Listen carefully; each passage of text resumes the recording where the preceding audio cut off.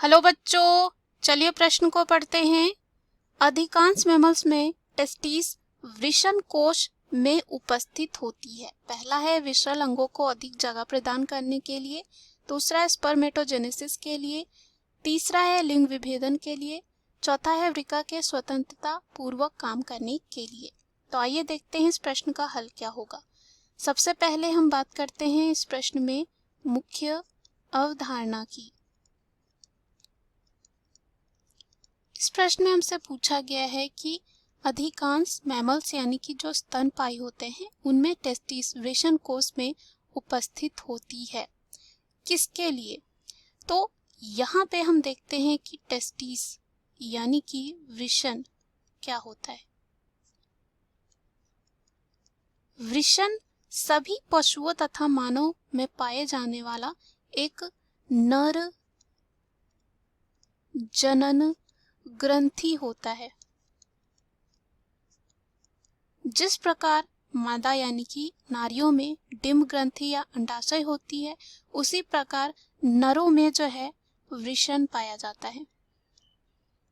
वृषण के दो कार्य होते हैं, शुक्राणुओं का निर्माण करना, शुक्राणुओं का निर्माण तथा एंड्रोजन का निर्माण, मुख्यतः जैसे कि टेस्टोस्टेरोन नामक हार्मोन का निर्माण करना। दूसरा हम कह सकते हैं हार्मोन का निर्माण। अब जो अधिकांश मैमल्स यानी कि स्तनपायी में टेस्टिस वृषण कोश में उपस्थित होता है, ऐसा इसलिए क्योंकि स्तनपायी में अंडकोश की थैली का कार्य या कह सकते हैं वृषण कोश जो है,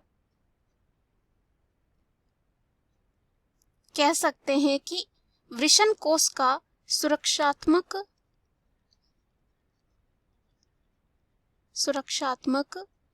भंडारण है जहां शुक्राणु उत्पन्न होते हैं।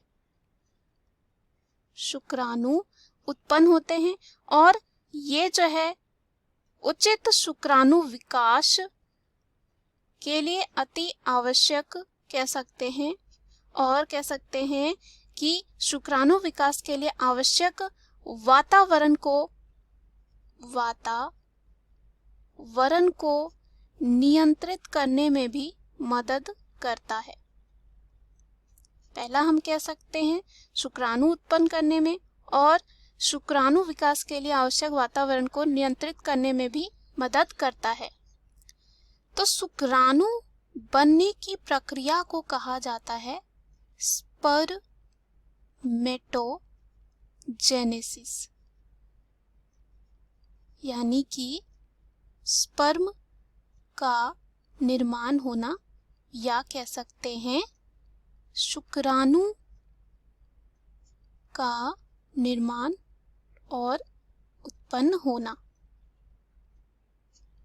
तो अगर हम विकल्प में चले, पहला विकल्प दे रखा है विषल अंगों को अधिक जगह प्रदान करने के लिए, तो यहाँ ये क्या हो जाता है गलत, क्योंकि विषल अंग की बात करें तो शरीर के कोमल आंतरिक अंग जिसमें फेफड़े, हृदय, पाचन तंत्र जैसे कि साथ ही साथ उत्सर्जन में जो आते हैं, प्रजनन और संचार प्रणाली के अंग जो हैं शामिल होते हैं। तो यहाँ पे इसलिए नहीं होता है ताकि वो उसे अधिक जगह प्रदान कर सके, तो यहाँ ये क्या हो जाता है गलत।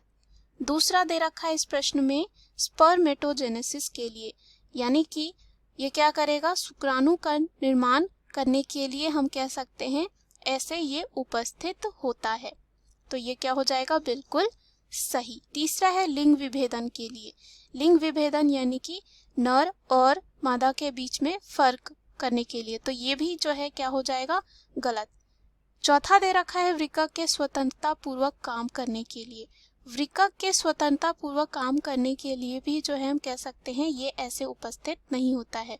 मुख्यतः जो इसमें कारण होता है वो स्पर्मेटोजेनेसिस के लिए होता है, यानी कि शुक्राणु के निर्माण के लिए। दिए गए प्रश्न का सही उत्तर बी है। आशा करती हूँ यह उत्तर आपको समझ में आया होगा। धन्यवाद।